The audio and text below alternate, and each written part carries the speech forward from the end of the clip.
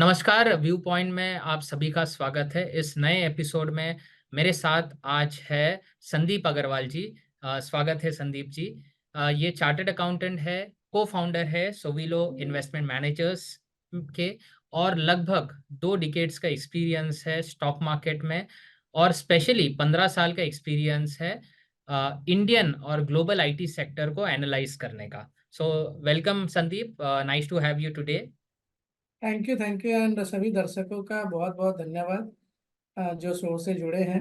And मैं कोशिश करूंगा कि जितने साधारण लैंग्वेज में आप लोगों को सेक्टर के बारे में और कंपनी के कोई भी कंपनी के बारे में जानकारी दे सकूं तो बहुत ही अच्छा होगा। धन्यवाद संदीप। आपने बोला साधारण भाषा, तो उसी से स्टार्ट करते, बेसिक से स्टार्ट करते हैं। इंडियन आईटी सेक्टर का landscape, so how big it is in global context, और स्पेशली इंडियन आईटी सर्विसेज की अगर हम बात करते हैं तो किस बिजनेसेस में ये आईटी कंपनीज है। थोड़ा बेसिक से स्टार्ट करते, आईटी सेक्टर को आप कैसे देखते हैं with with all these things. मैं थोड़ा शायद हो सकता है 2-4 मिनट ज़्यादा समय लूं, क्योंकि दर्शकों को अगर बिगिनिंग से इतिहास बताना है और साधारण समझाना है तो मेरे ख्याल से हमको इसके इतिहास के गर्भ में जाना चाहिए समझने के लिए कि धंधा चालू कैसे हुआ हिंदुस्तान में। सो अगर आप देखें तो 1960-65 के अराउंड आईबीएम का पहला you can say normal computer जो लोग यूज़ कर सकते हैं यूएस में, वो आना और बिकना चालू हुआ। और उसके वो आने के बाद सबसे बड़े जो फर्स्ट एडॉप्टर जो कंप्यूटर्स के थे और टेक्नोलॉजी के, अगर आप यूएस में देखें तो वो बैंकिंग इंडस्ट्री थी, क्योंकि वहाँ पे नंबर ऑफ ट्रांजैक्शंस वगैरह बहुत ज़्यादा होते थे। Right. They were the biggest beneficiary, they were first adapter of computers. तो सब उस रेस में चले गए एंड सबको बहुत फायदा मिलने लगा, क्योंकि इतने ज़्यादा ट्रांजैक्शंस होते थे। तो जितने भी बैंक्स थे उनको ये टेक्नोलॉजी अडॉप्ट करना बहुत अच्छा लगा, उनका काम कम हो जाएगा। राइट फ्रॉम बैंक रिकन्सिलेशन से लेके अकाउंटिंग लेजर सब कुछ ऑनलाइन हो सकता। हम्म। तो उन लोगों ने बहुत जल्दी इसको एक्सेप्ट किया, अडॉप्ट किया और काम चलने लगा। लेकिन फिर धीरे धीरे क्या हुआ कि एक इसमें क्या, ये टेक्नोलॉजी का बिजनेस था और डिसरप्शन बहुत फास्ट होता था। जो चीज़ आज है वो कल नहीं है, जो कल है वो परसों नहीं है। तो हम्म। नए नए कंपटीशन आते गए। उस टाइम सन करके भी कंपनी हुआ करती थी, बाकी तो सारी थी। हम्म। डेल थी, एचपी थी, इन लोग सारे मेन प्लेयर्स थे। तो इन लोग रोज नई टेक्नोलॉजी, नया लैंग्वेज, जो पहले लैंग्वेज से ज़्यादा बेनिफिट और ज़्यादा एफिशिएंट हो वो आने लगा। तो कुछ समय के बाद ऐसा प्रॉब्लम आने लगा कि बैंक्स वाले बैंकिंग का धंधा छोड़ के टेक्नोलॉजी का में अपना सारा समय व्यतीत करने लगे। तो हर बैंक चाहता तो था कि टेक्नोलॉजी में वो आगे बढ़े और हम्म। टेक्नोलॉजी से ही बैंकिंग करे, क्योंकि उससे उनको एफिशिएंसी बहुत मिलती थी और कागज वर्क, पेपर वर्क कम हो रहा था। But at the same time उनके लिए एक हेडेक हो गया था, क्योंकि वो खुद टेक्नोलॉजी की कंपनी नहीं थी, वो फाइनली बैंक्स थे, वो खुद टेक्नोलॉजी नहीं आता था। सो सारा डिसरप्शन बाहर से आता था, सब चीज़ें चेंज हो जाती थी, कभी सॉफ्टवेयर चेंज हो जाता था, कभी ऑपरेटिंग सिस्टम चेंज हो जाता था, कभी कुछ चेंज हो जाता था। और इन लोगों के पास जो टीम होती थी, जो इन लोग ट्रेन करके लाते थे, वो हर 3 महीने में ऑब्सलीट होने लग गए, तो परेशान हो गए। तो फिर इस पीरियड में एक समझौता जैसा हुआ इनफॉर्मल कि भाई जो लोग हम नया टेक्नोलॉजी ला रहे हैं, तो नया जो इस टेक्नोलॉजी को हमारे लोगों को ट्रेन करेगा या इस टेक्नोलॉजी को इम्प्लीमेंट करेगा और हम्म। इसको सर्विस प्रोवाइड करेगा, वो भी वही लेके आए। तो इस तरह से आप देखें कि जो डेल और एचपी के सर्विसेज के बिजनेस भी बहुत बड़े बन गए, आज भी बहुत बड़े हैं इन बिलियंस ऑफ डॉलर्स। हाँ। तो इस तरह का एक अंडरस्टैंडिंग हुआ कि जो टेक्नोलॉजी डिसरप्ट कर रहा है या टेक्नोलॉजी बना रहा है, वही सर्विसेज प्रोवाइड करके एक ब्रिज बने यूजर के बीच में और डिसरप्टर के बीच में। तो इस तरह से जन्म हुआ आईटी सर्विसेज का। पर आईटी सर्विसेज का जन्म जब हुआ तो बिकॉज डिमांड इतनी ज़्यादा थी, क्योंकि टेक्नोलॉजी के फायदे पूरी दुनिया में फैल रहे थे, लोगों को समझ में आता। अर्ली लेट 70s या अर्ली 80s की बात पे आप आ गए। 1965 हम्म। में जब चालू हुआ, वहाँ से 10-12 साल 15 साल ये चला। फिर राइट। अर्ली 80s और या लेट 70s में ऐसा हो गया कि डिस्ट्रप्शन बहुत फास्ट होने लग गए और सबको टेक्नोलॉजी में रिसोर्सेज की बहुत कमी होने लग गई।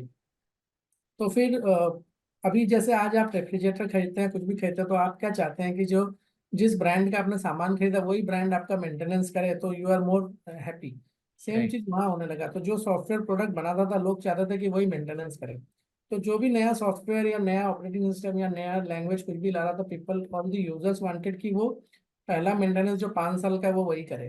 तो पहले 5 साल तो कोई दिक्कत नहीं था, राइट। क्योंकि वो जो प्रोडक्ट के डेवलपमेंट में जो प्राइस चार्ज करते वो इतनी ज़्यादा होती थी कि जो बाद में मेंटेनेंस का कम भी मिले तो चलता था, लेकिन कोई भी इस चीज के लिए तैयार नहीं था कि जब मेंटेनेंस का रिन्यूअल आए तो वो करे, क्योंकि right. Actual billing $150 $125 per hour होती थी, और मेंटेनेंस की बिलिंग आप कर करके 25 30 40 डॉलर से ऊपर नहीं करती। और उस रेट में किसी को मैन पावर मिलता नहीं था वहां पे। तो ये 80s में जब पटनी ब्रदर्स गए यूएस वगैरह, तो उन्होंने देखा कि ये बहुत बड़ी एक अपॉर्चुनिटी है, और उन्होंने आके और कंपनी फ्लोट की। उस कंपनी में से फिर आपके इन्फोसिस के फाउंडर्स काफी सारे निकले, नारायण मूर्ति and okay, all. So Patni was the first IT company in India. It is difficult to say, but mostly, to the best of our knowledge, Patni was the first. Actually, Patni okay. brothers were the one who identified this as a big opportunity. They came back, and then Narayan Murthy वगैरह बस वहां से 1980s में ये अलग होके फिर they started thinking separately and all.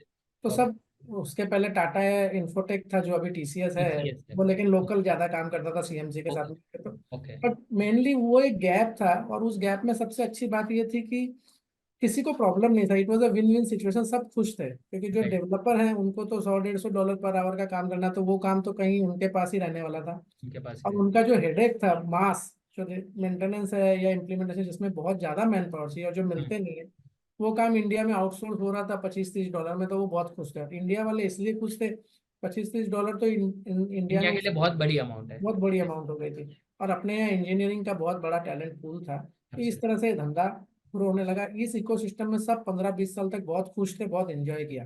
फिर हम्म। Y2K आया 2000।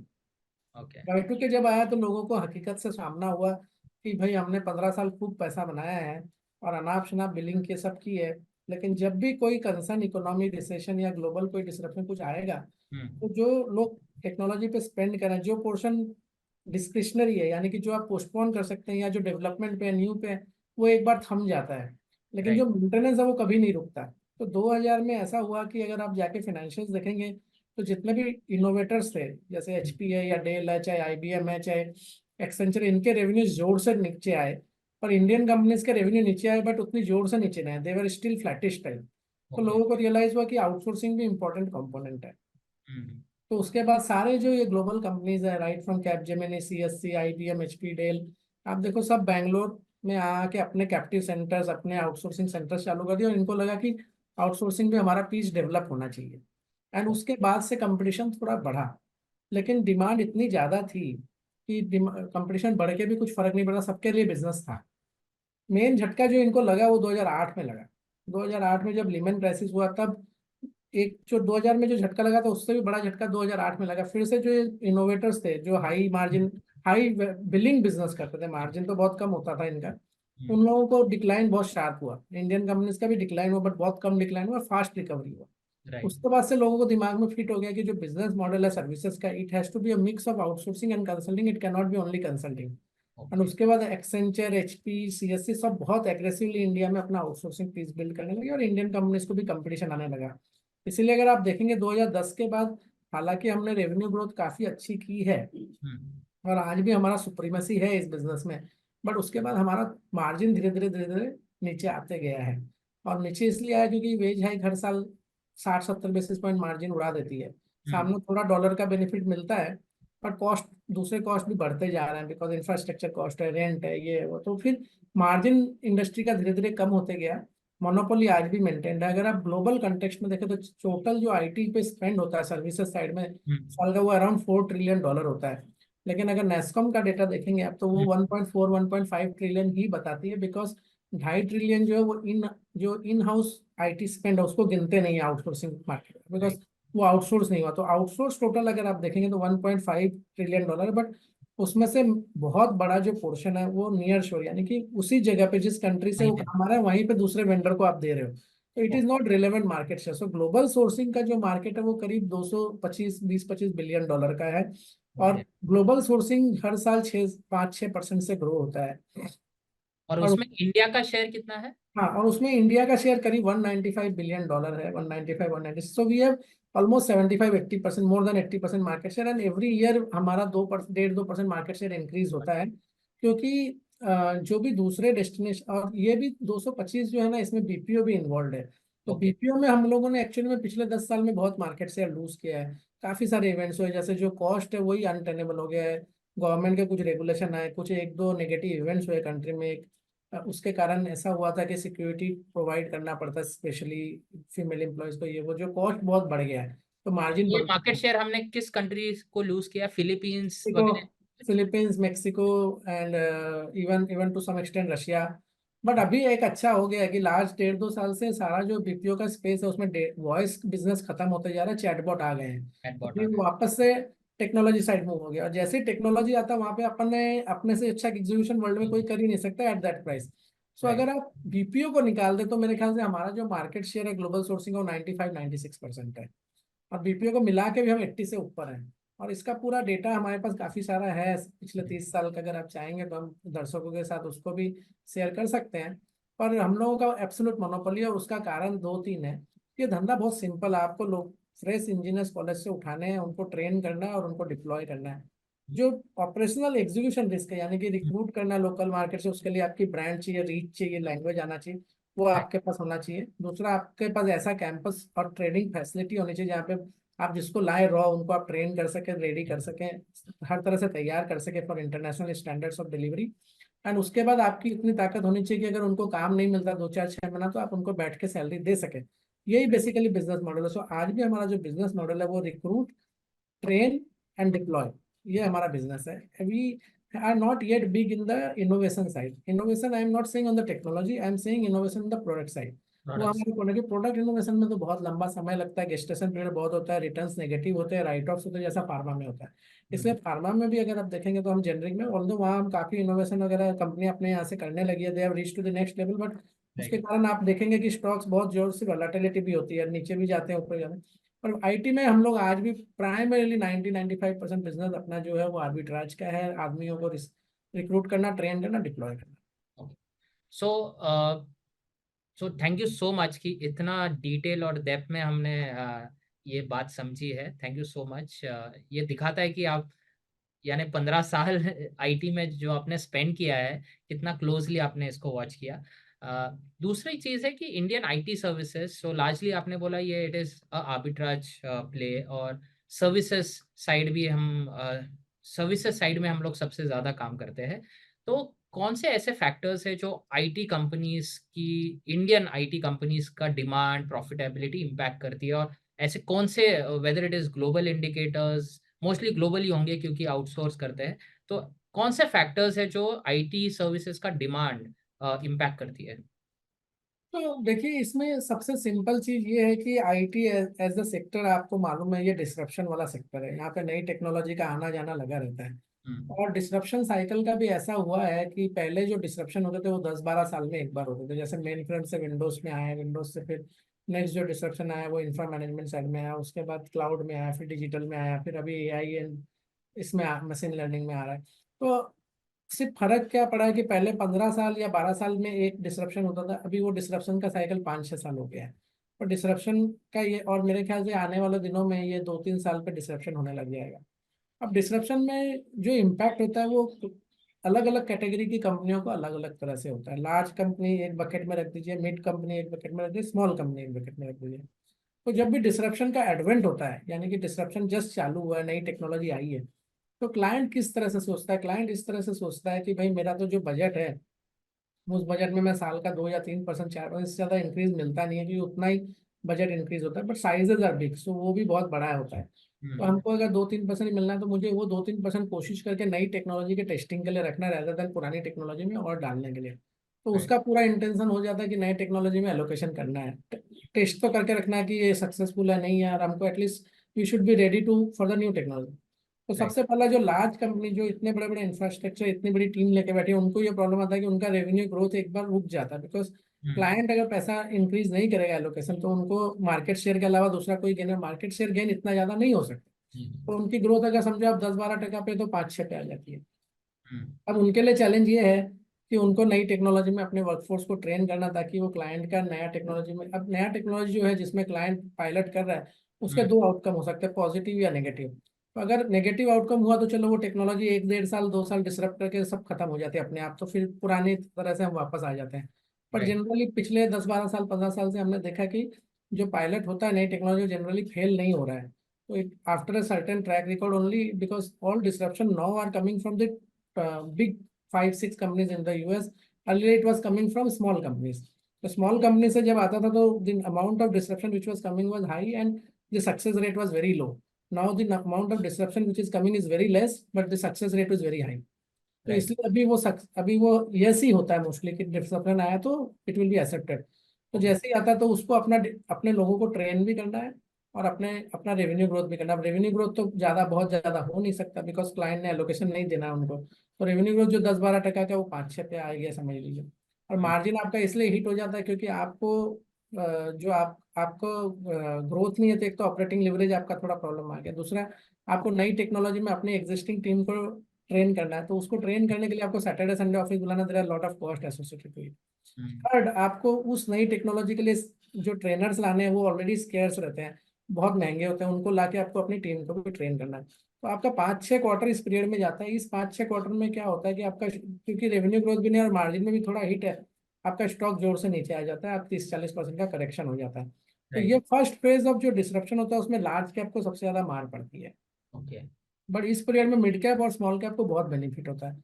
वो इसलिए होता है क्योंकि मिड कैप को जो पायलट के लिए जो एलोकेशन बजट का रखा है क्लाइंट हम्म। ने, वो वहीं पे कोई स्टार्टअप को सैन फ्रांसिस्को बे एरिया में किसी स्टार्टअप को देता है, लेकिन उस स्टार्टअप के पास भी मैन पावर वहाँ अवेलेबल नहीं है, उसके पास एक्सपर्ट्स हैं। तो नीचे काम करने के लिए जो 20-50-100 लोग चाहिए वो फिर से आके इंडिया में लेते, तो वो किससे लेते हैं? वो छोटे मिड साइज या स्मॉल साइज कंपनी के साथ देते हैं। ये लोग इसलिए करना चाहते हैं, एक तो इनको हायर बिलिंग का बिजनेस मिल जाता है, दूसरा इनको सीखने को मिलता है। तो राइट। इनका जो इनिशियल जब डिसरप्शन होता है, जब लार्ज कैप को बहुत पेन होता है इन टर्म्स ऑफ रेवेन्यू और मार्जिन, उस time mid cap generally better of होते हैं क्योंकि इनको हायर बिलिंग का रेवेन्यू वाला बिजनेस मिलता है, मार्जिन भी ठीक ठाक होता है और इनको सीखने को भी मिलता है। राइट। पर जब 4-5-6 क्वार्टर निकल जाते हैं तब इनके ऊपर हिट ये आता है कि अगर वो टेक्नोलॉजी प्रूवन है या पॉजिटिवली चली जाती है तो क्लाइंट वापस जाके अपने लार्ज वेंडर्स के पास बिजनेस बड़े डील उनको ही देता है। तो फिर वो 5-6 क्वार्टर का जो पेन लार्ज वेंडर का है इनिशियल, वो खत्म होकर उनका ग्रोथ और मार्जिन आ जाता है वापस। और वो बिकॉज इन लोगों का रेवेन्यू हिट आता है मिड कैप और स्मॉल कैप का, बिकॉज वो पायलट्स जो थे वो खत्म हो गए हैं हम्म। और इनका मैन पावर जो इन्होंने ले लिया बहुत एक्सपेंसिव ले लिया, तो इनकी मार्जिन हिट बहुत जोर से आती है। ओके। तो सेकेंड फेज में मिड कैप को हिट होता है नेगेटिव और large cap large caps recovery पे बेटर कर। थोड़ा रिकवरी हो जाता है। ओके। और फिर एक थर्ड फेज आता है जिसमें दोनों बहुत अच्छा करते हैं। तो अगर ये साइकिल आप देखेंगे 4 साल की है तो पहले 5-6 क्वार्टर लार्ज कैप को तकलीफ होता है, उस पीरियड में मिड कैप्स ओके ओके करता है क्योंकि रेवेन्यू ग्रोथ आती रहती है, मार्जिन ठीक ठाक रहता है। हम्म। उसका 2 क्वार्टर ऐसा रहता है जब मिड कैप को बहुत पेन होता है और लार्ज कैप ठीक कर रहा होता है, और फिर लास्ट के 6-8 क्वार्टर ऐसे होते हैं जिसमें दोनों बहुत अच्छा करते हैं। ये ओके। टिपिकल 5 साल 4-5 साल का साइकिल चलता है इंडस्ट्री का, और ये जब भी डिस्ट्रप्शन आता है ये कॉमन थीम है। ओके। सो इसी साइकिल को पकड़ते हुए अगर मैं इसे सही समझूं तो 2020 और 21 इंडियन आईटी कंपनीज के लिए काफी अच्छे साल रहे। 22 थोड़ा खराब साल रहा and returns were negative. 23 at least stock price को अगर मैं देखता हूं तो IT was at the bottom of the table compare to many other sectors. और अभी अगेन रिजल्ट सीजन है, जहाँ तक मैं देखता हूँ रिजल्ट्स काफी अच्छे नहीं आ रहे, एक्सपेक्टेशंस भी लो ही थी, लेकिन results numbers quarter on quarter growth is not coming. So अभी हम किस साइकिल में, और इस साइकिल में हमने देखा है कि मिड कैप्स ने काफी अच्छा किया है compare to large caps. So हम किस साइकिल में हैं? Are we getting into that last phase of cycle जहाँ पे मिड कैप लार्ज कैप दोनों अच्छा करेंगे, या मिड ऑफ द साइकिल है? कौन से स्टेज में है हम? सो थोड़ा सा प्रॉब्लम क्या हुआ, कोविड ने सब चीजों को चेंज कर दिया। राइट। 2015 में डिजिटल का साइकिल का एडवेंट था in real terms for Indian IT. तो 2000 अगर आप देखेंगे 16-17 लार्ज कैप के लिए बहुत खराब गया, 18 में चीजें ठीक होने लगी, 19 में थोड़ा बेटर होने लगा, हम्म। और 20 आते आते बिकॉज कोविड अगर हिट नहीं होता तो हाँ। हम बहुत अच्छा करते थे। अगर आप ओके। देखेंगे इन्फोसिस का या एचसीएल सबका गाइडेंस डबल डिजिट में था 2020 में। ओके। पर नवंबर 2020 में कोविड ने आके अपने को हिट किया, यस। चालू किया, उसके कारण चीजें सब डिसरप्ट हो गई। तो वो साइकिल डिजिटल का था, उसको कोविड के कारण नुकसान हुआ, और बाद में जब लोगों को रियलाइज हुआ 6 महीने बाद कि नहीं टेक्नोलॉजी के बिना तो हम काम नहीं कर सकते, तो एक दूसरी साइकिल बीच में घुस गई which was not normal technology cycle, it was that Covid cycle. So Covid में क्या, वर्क फ्रॉम होम के कारण बहुत सारी टेक्नोलॉजी, सबको घर से काम करना था, तो हर तरह का इंफ्रास्ट्रक्चर जो टेक्नोलॉजी का है, both hard assets and soft asset, दोनों की डिमांड थ्रू द रूफ हो गई। तो उसके कारण अचानक से एक साइकिल आया, वो साइकिल उस समय रहा। वो साइकिल ने 6-8 क्वार्टर बहुत अच्छे रिजल्ट दिखाए, जैसा आपने कहा 2023 आते आते फिर वो साइकिल इवोपरेट हो गई, खत्म हो गया। इस साइकिल में अंडर करंट डिजिटल का भी था। तो जो डिजिटल साइकिल के अच्छे टाइम थे वो प्लस कोविड का टेम्पररी साइकिल दोनों क्लब होके बहुत अच्छा साइकिल बना 2022 का। हम्म। फिर 23 में नई टेक्नोलॉजी का एडवेंट हुआ which is AI machine learning and all, जिसका राइट। नुकसान खामियाजा लार्ज कैप को होना चाहिए और वो हो रहा है। राइट। प्लस जो सडनली इतना ज्यादा demand, sudden demand, budget spend allocation जो 22 में हुआ, तो एक कूल ऑफ उसका नेगेटिव इम्पैक्ट। सो 23 में डबल वैमी हुआ, cool off negative impact plus जो न्यू साइकिल का डिसरप्शन है वो। डिसरप्शन। मुझे लगता है कि नाउ न्यू साइकिल का जो लार्ज कैप का पेन है वो अगले 1-2 क्वार्टर में खत्म होना चाहिए। ओके। एंड हो सकता है कि उसी पीरियड में मिड कैप का पेन थोड़ा चालू हो सकता है। ओके। एंड उसके बाद मुझे लगता है अपन अगर आज यहाँ से 2-3 क्वार्टर के बाद देखें, यानी कि आई थिंक थर्ड और फोर्थ क्वार्टर के बाद, you will again see a 8-10 quarter of cycle where this both mid cap and large cap will do very well. Okay. Now very well से मीनिंग ये है कि अब लार्ज कैप में अपना साइज ऐसा हो गया है कि अगर global sourcing outsourcing itself is growing at 4-5 and we are gaining market share also, then also we can grow only 10-12%. So large cap को आप ये मान के चलिए कि at a steady state don't expect more than 10-12% revenue growth and similar kind of profit growth, because जो हमको benefit currency का मिलता है उतना वेज हाइक में चला जाता है। राइट। तो अगर लार्ज कैप उससे ज्यादा ग्रो कर लेता है 1 साल में, तो आप ये मान के चलिए कि अगले साल उतना कूल ऑफ होने वाला है। मिड कैप जो है वहां पे थोड़ा बेनिफिट ज्यादा है, क्योंकि मिड कैप का हम लोगों का जो नंबर ऑफ प्लेयर्स 5-7 अभी ऐड हुए हैं, जो मुझे लगता है कि आज हम जिसको मिड कैप बोल रहे हैं, weather it is LTI, persistent, Mindtree, sorry, now LTI Mindtree is one, Persistent or even KPIT, Coforge, any of these players, LTTS, आज हम जिनको मिड कैप बोल रहे हैं, अगर आप 10 साल पहले जाके देखें तो इनको हम लार्ज कैप बोलते थे इन terms of size, because Infy वगैरह की साइज इतनी थी जितनी आज इनकी है। ओके। ओके। राइट। तो तो ऑन अ अभी रिलेटिव बेसिस वो भी काफी लार्ज थे ये हाँ, सब। अभी वो बहुत लार्ज हो गए, इसलिए अभी हम इनको मिड कैप बोल रहे हैं, but these are good size. And ये साइज बहुत स्वीट स्पॉट होता है। ओके। इस साइज में क्या होता है कि आप नई डील्स, आप you become eligible for all all deals in the world. एक बार आपका $1 बिलियन के आसपास रेवेन्यू हो गया, तो आप जिस मार्केट में पार्टिसिपेट कर सकते हो, तो वो मार्केट ही एक्सपैंड हो जाता है। तो अभी क्या हो रहा है, अभी तक जैसा कि मैंने आपको बोला कि हमारी लार्ज कैप, हमारा जो आईटी सेक्टर है, ग्लोबल सोर्सिंग भले 5-6% ग्रो होता है, हम 8-10% ग्रो हो जाते हैं, बिकॉज हम मार्केट शेयर हर साल 1.5-2% गेन करते हैं। तो अभी जो मार्केट शेयर गेन कर रहे हैं, जब ये कंपनी $1 बिलियन की होगी, तो अपना मार्केट शेयर गेन और फास्ट हो जाता है। और पाँच These companies will be disproportionately benefiting from it, but at the same time, the multiples at which they are trading are also very high. So I right. am not very excited about the mid cap space right now. I think there is one more quarter and before you get reasonable price for them, and right. then you should look at them. But from a 10-year perspective from today, I think the large caps will be giving you maybe much lesser return than Exactly. the mid caps, good quality mid cap. But in mid cap, you have to be very careful that you don't buy them at the top. We are not close, we are not, I will say, we are more closer to top than closer to bottom okay. in mid caps. But in okay. large cap, we are closer to bottom.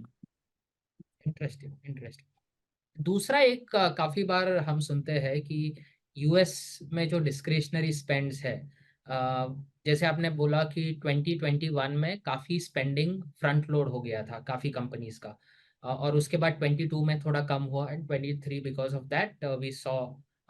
So how important is US economy and US economy doing well for our Indian IT companies?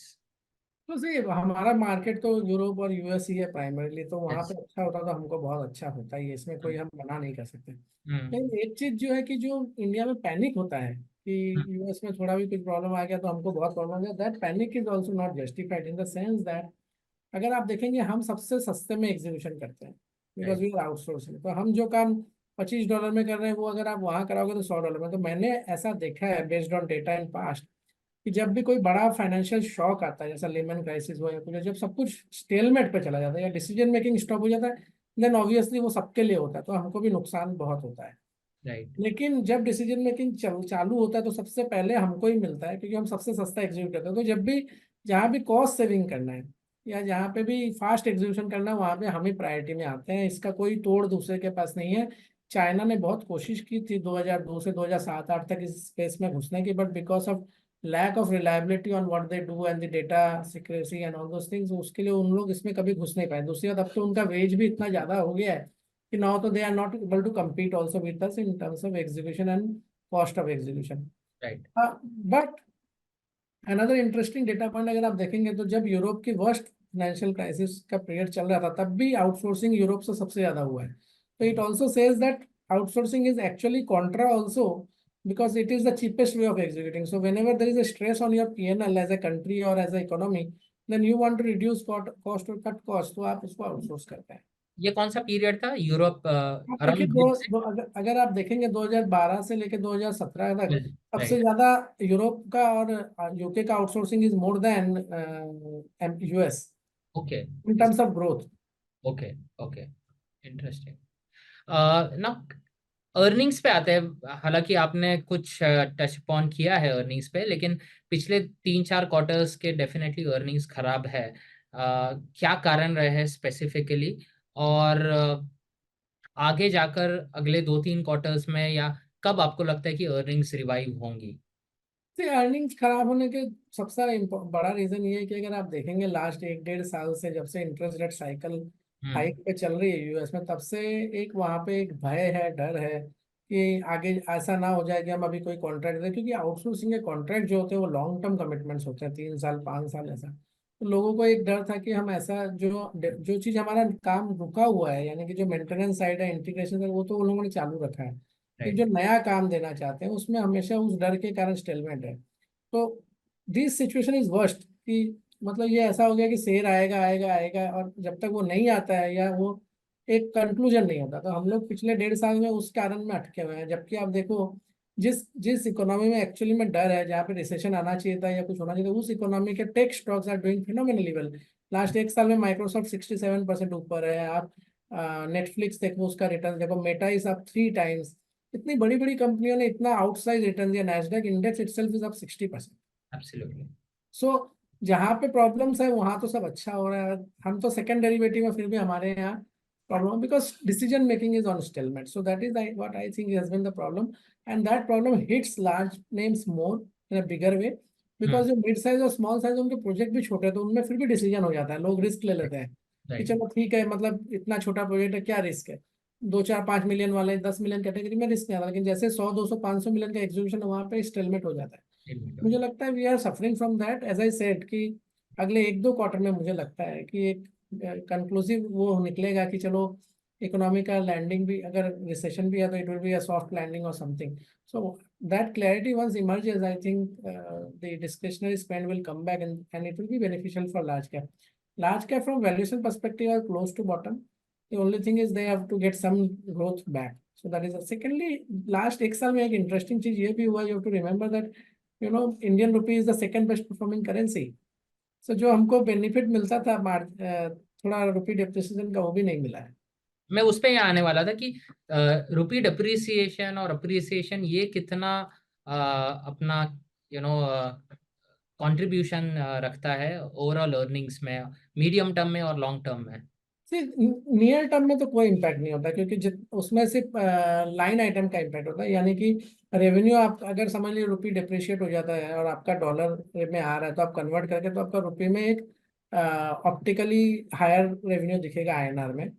Margin भी INR में higher दिखेगी EBITDA level पे, पर नीचे आके PAT बराबर हो जाता है, क्योंकि उतना आपको अदर इनकम में लॉस आ जाएगा अगर आपने हेज किया है।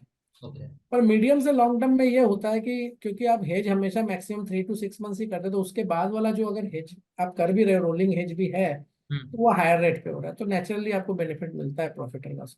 ओके। ओके।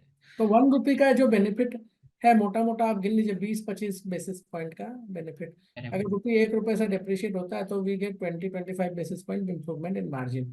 तो बेसिकली 20-25% मार्जिन इंप्रूवमेंट मिला, तो लार्ज कैप में आप समझो 1 रुपी का बेनिफिट इज ईपीएस में विल बी 1%।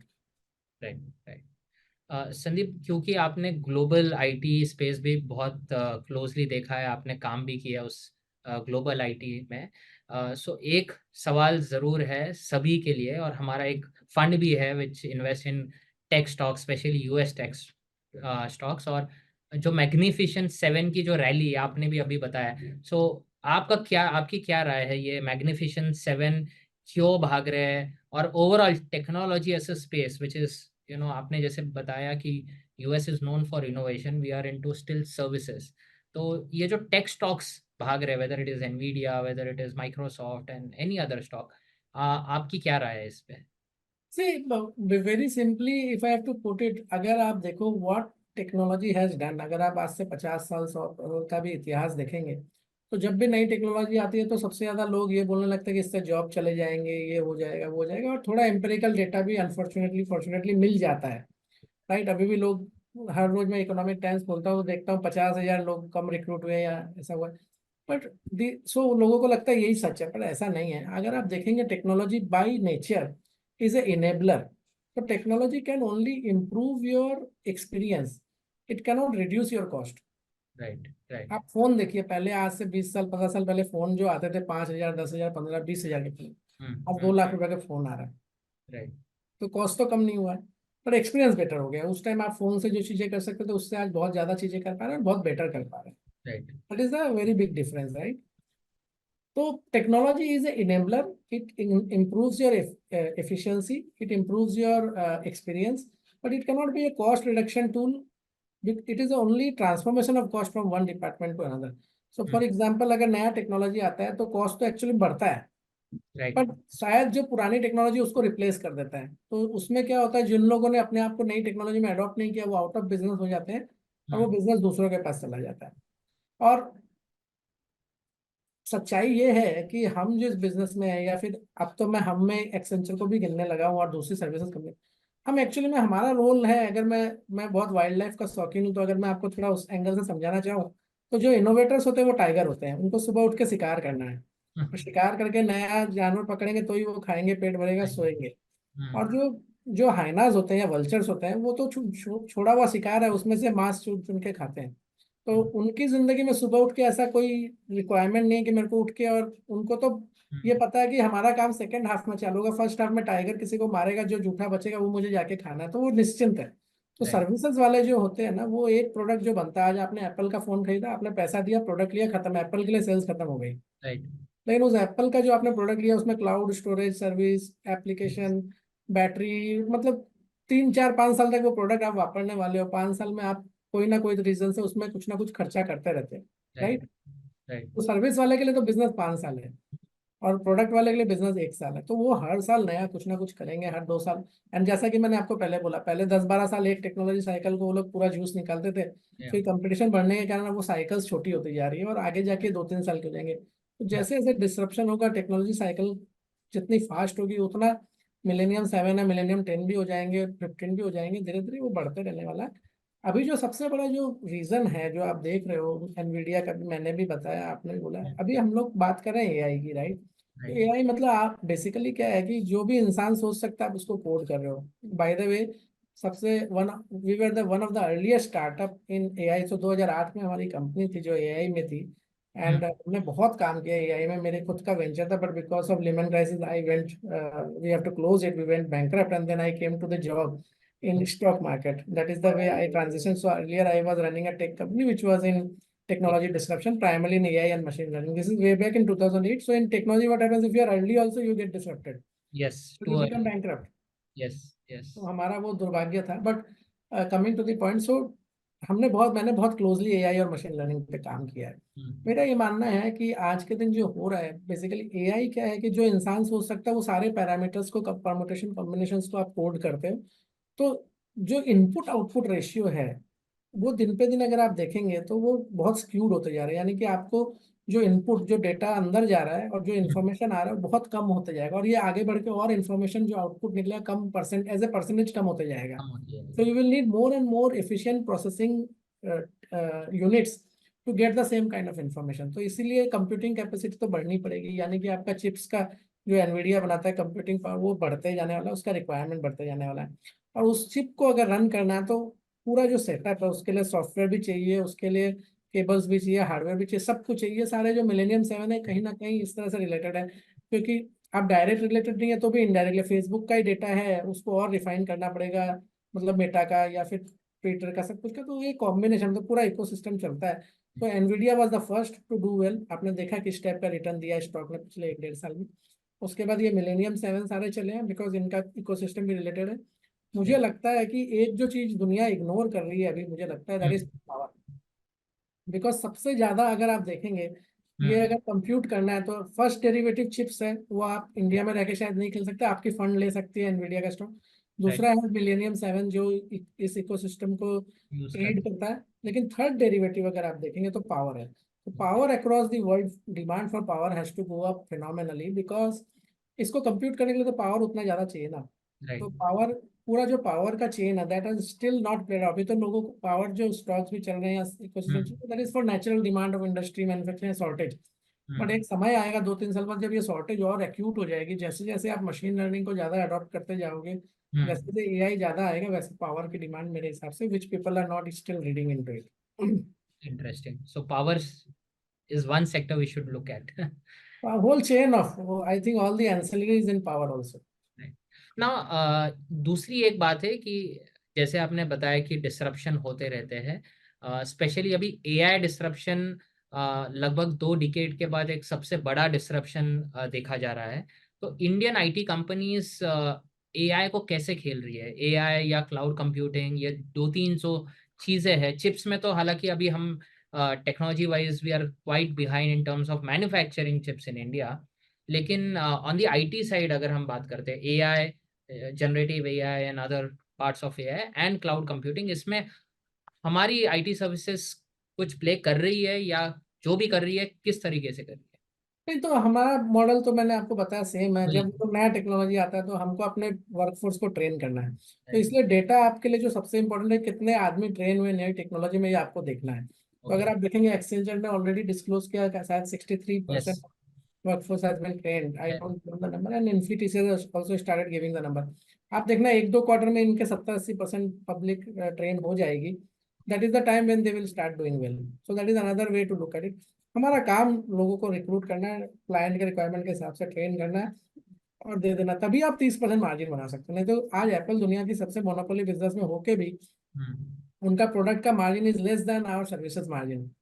अभी उनका मार्जिन थोड़ा ज्यादा दिखने लगा बिकॉज सर्विसेज का कंट्रीब्यूशन बहुत बढ़ गया है। तो सर्विसेज में तो हाई, मतलब एब्सोल्यूट मोनोपोली 70-80% ग्रॉस मार्जिन होता है।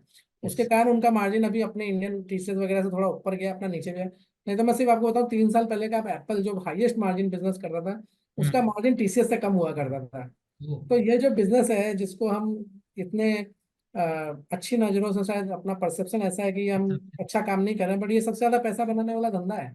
और इसमें हमारा एब्सोल्यूट मोनोपोली, और ये मोनोपोली दुनिया में कोई तोड़ भी नहीं सकता, ऐसा मुझे लगता है। उसका रीजन सिंपल है कि हम्म। इतनी लार्ज स्केल पे इतना इंजीनियर्स अवेलेबल होना, उनको ट्रेन करना, ऐसा इंफ्रास्ट्रक्चर, इतना रिलायबिलिटी, ये दुनिया में कहीं नहीं है।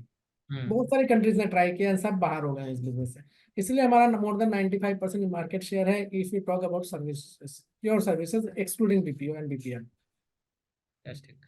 Now coming to the last leg which is valuation, आपने थोड़ा सा कुछ indications दिए थे, लेकिन let's deep dive into valuation specifically compared to last maybe 10 years, और in large cap bucket and mid cap bucket कैसी लग रही है आपको valuation? Are they attractive, reasonable, overpriced? तो आई थिंक अगर आप 6 महीने 12 मंथ का व्यू लेना चाहें तो मेरे को लगता है लार्ज कैप में यहाँ से पैसा बनेगा। हम्म। 1 क्वार्टर हो सकता है कि आपको और यहाँ से करंट प्राइसेस से 5-7% नीचे मिल जाए stocks, weather it is Infosys, TCS, HCL, anything. Hmm. And let me give disclaimer, I run a PMS, so many of the stocks will be owning in the portfolio also. Okay. तो मुझे लगता है कि Infy, TCS, HCL, Wipro, ये सब close to bottom है। अब time correction 3 महीना आपने पोर्टफोलियो में लिया, 3 महीना कुछ ना करे, पॉसिबल है। पर ये हम्म। चलेंगे, और अगेन चलने की जो उम्मीद है वो भी आपको इनसे 15-20% के ही घोड़े हैं ये। तो हम्म। वो हर साल ये कैसे भी दे देंगे। अगर लार्ज कैप में क्या होता है कि हर साल 7-8% का रेवेन्यू ग्रोथ और 10-11% का ईपीएस ग्रोथ, और थोड़ा राइट। रीरेटिंग होके, बिकॉज ये बाईबैक करते रहते हैं, कैश थ्रो करते रहते हैं, डिविडेंड यील्ड बढ़ते रहते हैं, तो यानी 15% रिटर्न स्टॉक का। तो कभी कभी ऐसा होता है कि 3 साल की रिटर्न 1 साल में आ जाती है, फिर 2 साल शांत हो जाते हैं, जैसे 2021 में हुआ।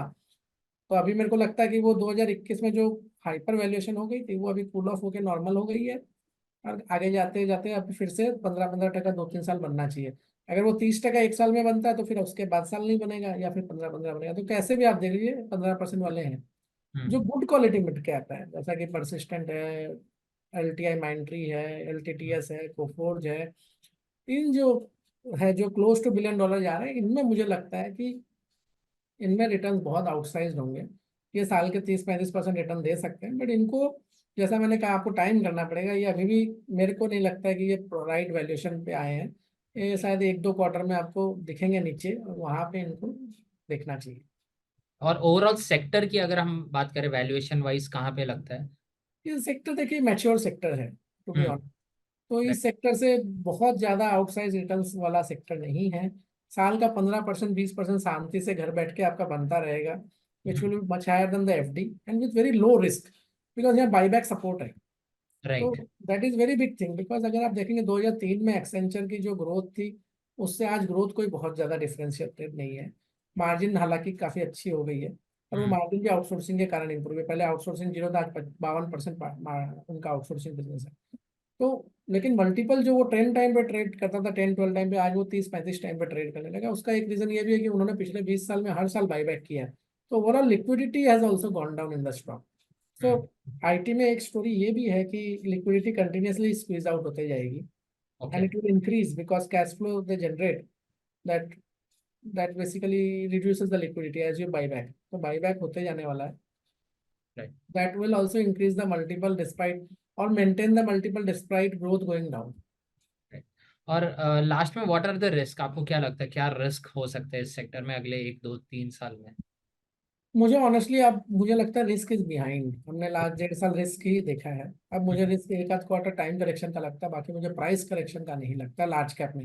Mid okay. कैप में मुझे लगता है प्राइस करेक्शन हो सकता है 15-20% का। If that happens it is a good point two enter for next 2-3 years. Okay. Mid cap में अगर आप अच्छे वैल्यूएशन में घुस गए तो साल का 30-35% बन सकता है। लार्ज कैप में 12-15% हर साल बनना चाहिए। थैंक यू सो मच, धन्यवाद Sandeep for joining us. I think so हमने 30 मिनट्स का तय किया था, लेकिन ऑलमोस्ट 45 मिनट्स का काफ़ी इंसाइटफुल डिस्कशन रहा है। स्पेशली द फर्स्ट 10 15 मिनट्स जहाँ पे आपने पूरा आईटी सेक्टर कैसे इसका कैसे जन्म हुआ, you know, very insightful to learn that Patni was probably the first IT company in India. उसके बाद Infosys and lot of other companies came. ज़रूर आपसे फिर से मुलाकात होंगी, फिर से हम आपको बुलाएंगे। Let's say maybe after a quarter, once the dust settles around the earnings around IT companies. Thank you so much, and have a great day. Thank you and thanks to all the audience. Thank you so much. Mutual fund investments are subject to market risks. Read all scheme-related documents carefully.